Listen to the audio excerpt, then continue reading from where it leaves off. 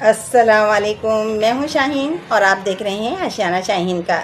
جیتے رہیے، ہنستے رہیے، مسکراتے رہیے۔ اور بھئی ابھی تک آپ نے میرے چینل آشیانہ شاہین کو سبسکرائب نہیں کیا نا، تو جلدی سے کر دیجئے سبسکرائب، اور لائک اور کمنٹس بھی کر دیجئے گا اگر آپ کو پسند آ جائے تو۔ اچھا، میں آج آپ کو سنا رہی ہوں میلاد اکبر میں سے روایت۔ یہ روایت جو ہے بی بی حلیمہ سے ہے کہ جب آپ پیدا ہوئے نا تو اسی رات بی بی حلیمہ کہتی ہیں کہ ہمارے قبیلے میں غیب سے آواز آئی کہ اے بنی سعد کی عورتوں، جلدی جلدی سے اللہ تعالیٰ دوڑو، اللہ تعالیٰ نے برکت فرمائی ہے کہ ایک لڑکا قریش میں پیدا ہوا ہے اور وہ دن کا سورج اور رات کا چاند ہے۔ جلدی جاؤ اور اس دولت کو سمیٹ لو۔ اور بڑی تقدیر والی عورت ہوگی وہ جو اس بچے کو، بیٹے کو اپنی گود میں سمیٹ لے گی۔ اچھا، حلیمہ سعدیہ فرماتی ہیں کہ میرے قبیلے کی عورتوں نے جو سنا نا تو اپنے خاوند کو لیا، سب عورتوں نے، اور اونٹوں پر سوار ہوئیں اور دوڑ لگا دی، اپنی جلدی جلدی اپنی سواریوں کو دوڑانے لگیں۔ اب بی بی حلیمہ فرماتی ہیں میں نے بھی بڑی کوشش کری کہ میری اونٹنی جو ہے نا وہ تیز دوڑے، ان لوگوں کا ساتھ دے، لیکن میری اونٹنی بہت ضعیف تھی، سست تھی، لاغر تھی، کمزور تھی، تو وہ ان کا مقابلہ نہیں کر سکی۔ اب نتیجہ یہ ہوا کہ وہ ساری خواتین جو ہے نا وہاں پہنچ گئیں اور جا کر مالداروں کے اور سرداروں کے بچے گود لے لیے۔ بی بی حلیمہ جو تھی وہ بہت پیچھے تھیں، جب وہ وہاں پہنچی تو تمام بچے گود لیے جا چکے تھے۔ اب بڑی پریشان ہوئیں، مایوس ہوئیں، خاموش ہو گئیں، ایک طرف بیٹھ گئیں کہ اللہ اب تو سارے بچے گود لیے جا چکے ہیں۔ اسی جو تھی مایوسی میں تھی کہ ایک آواز آئی کہ بھائی کوئی ہے جو بچہ لینے سے رہ گیا ہے۔ بی بی حلیمہ آگے بڑھیں اور کہا ہاں میں جو ہوں بچہ گود نہیں لے سکی کیونکہ میں بہت دیر سے آئی۔ تو کہا کہ میرا نام عبد المطلب ہے، میرا پوتا ہے محمد صلی اللہ علیہ وسلم، لیکن وہ یتیم ہے اس لیے کسی نے گود نہیں لیا، کیا تم گود لو گی؟ بی بی حلیمہ بڑی خوش ہوئیں اور اسباب میں سر ہلا دیا تو عبد المطلب انہیں گھر کی جانب لے گئے جہاں ایک بہت خوبصورت خاتون روشن چاند جیسا چہرہ لیے بیٹھی ہوئی تھی۔ تو وہ حضرت عبد المطلب نے جا کے سارا ماجرا جب انہیں سنایا نا تو وہ اندر لے گئیں۔ جب اندر لے گئیں تو انہوں نے دیکھا کہ ایک نہایت ہی خوبصورت پیارے، میرے پیارے آقا محمد مصطفیٰ صلی اللہ علیہ وسلم جھولے میں تھے، روشن اور خوبصورت چہرہ، ہرا جو تھا وہ بچھونا تھا اور سفید چادر ریشم کی جو تھی وہ اوڑھے ہوئے تھے۔ خوشبو ایسی تھی کہ بے اختیار ہو گئی میں اور دوڑ کے سینے سے لگا لیا اور چوم لیا، عاشق ہو گئی میں، ہزار جان سے فدا ہو گئی پیارے آقا کو دیکھتے ہی، اور جو ہے میں نے گود لے لیا۔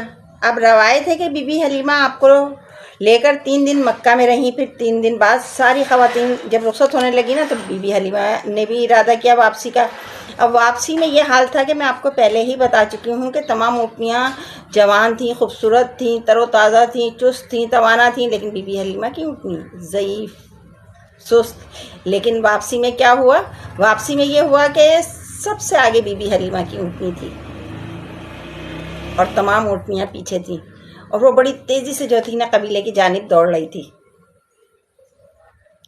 کیونکہ اسے پتہ تھا کہ میری پیٹھ پر آج کوئی عام شخص سوار نہیں ہے بلکہ دونوں جہاں کے سردار ہیں میری پیٹھ پر۔ تو بڑی اتراتی تھی اور دوڑ لگا رہی تھی تیزی کے ساتھ۔ تو قبیلے کی خواتین نے پوچھا حلیمہ جب تم ہمارے ساتھ آئی تھی تو تمہاری اونٹنی کا تو یہ حال ہی نہیں تھا، اب تمہاری اونٹنی کو یہ کیا ہو گیا؟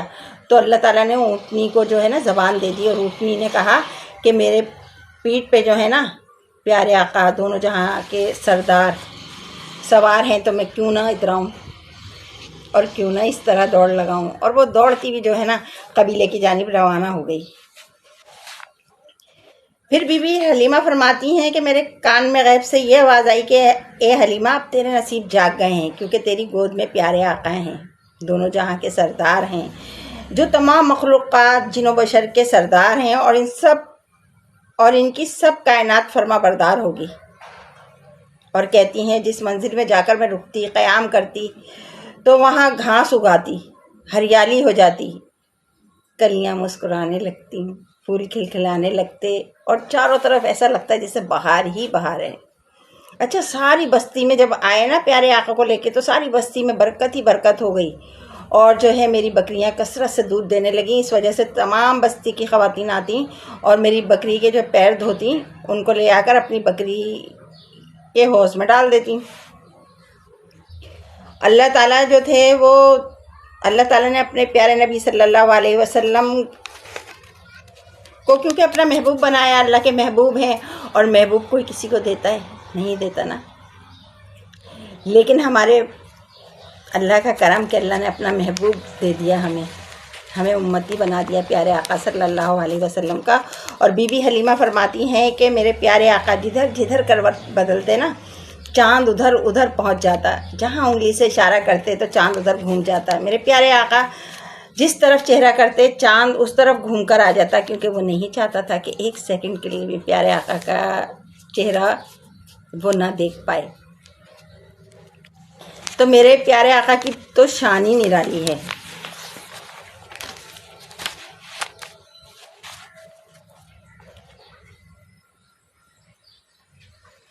اور میرے پیارے آقا صلی اللہ علیہ وسلم پر جو درود پڑھتے ہیں تو میرے پیارے آقا جو ہے نا، بقول شاعر کہتا ہے کہ حشر میں شفاعت کریں گے چن چن کر، حشر میں شفاعت کریں گے چن چن کر، کہ ہر ایک غلام کا چہرہ حضور جانتے ہیں۔ کہ میرے پیارے آقا صلی اللہ علیہ وسلم کو اللہ تعالیٰ نے وہ رتبہ دیا ہے کہ وہ اپنی امت کو نا بخشوانے میں کامیاب ہو جائیں گے، کیونکہ محبوب ہے نا اللہ کے۔ اللہ اپنے محبوب کی بات کیسے ٹال سکتا ہے، کیسے منع کر سکتا ہے؟ تو جب میرے پیارے آقا شفاعت کریں گے تو کیوں نہ ہماری جو ہے مغفرت ہو جائے گی۔ کہ پیارے آقا پر درود و سلام بھیجنے کے بہت فائدے ہی فائدے ہیں، دین میں بھی اور دنیا میں بھی۔ ایک واقعہ مجھے بات کرتے کرتے یاد آ گیا کہ پیارے آقا صلی اللہ علیہ وسلم کے زمانے میں ایک خاتون تھی جو پیارے آقا سے بہت محبت کرتی تھی۔ جب کسی چیز سے ڈر جاتی، خوف زدہ ہو جاتی تو آنکھیں بند کر لیتی، آنکھوں پہ ہاتھ رکھ لیتی اور زور سے پکارتی محمدہ محمدہ۔ اس وقت جب پیارے آقا اس دنیا میں موجود تھے، اس وقت کی بات بتا رہی ہوں کہ اس وقت کا جو پکارنا تھا وہ محمدہ تھا۔ تو لکھا ہے کہ جب ان کا انتقال ہوا اور منکر نکیر آئے نا تو وہ ڈر گئی منکر نکیر کو دیکھ کے، انہوں نے آنکھیں بند کر لیں اور زور سے پکارا محمدہ محمدہ۔ تو غیب سے آواز آئی داخل جنت کر دو، یہ جنت کی حقدار ہے، نام محمد لینے والا دنیا میں بھی کامیاب ہے، آخرت میں بھی کامیاب ہے۔ اور جو فرشتوں کے منکر نکیر کے سوال جواب ہوں گے نا اس میں بھی انشاءاللہ تعالیٰ اللہ تعالیٰ ہمیں کامیاب کرے گا، آسانی فرمائے گا۔ تو درود پاک محبت کے ساتھ پڑھیں گے انشاءاللہ تعالیٰ، اس مہینے کی جو برکت ہے وہ حاصل کریں گے ہم اور آپ۔ کہہ دیجئے آمین۔ اور اللہ تعالیٰ مجھے اور آپ کو پیارے آقا سے محبت کرنے کی، درود پاک پڑھنے کی توفیق عطا فرمائے۔ آج کے لیے میرے خیال میں اتنا ہی، زندگی رہی نا تو انشاءاللہ تعالیٰ پھر ملوں گی، اسی طرح آپ سے بہت ساری باتیں کرتی، ہنستی مسکراتی۔ اللہ حافظ۔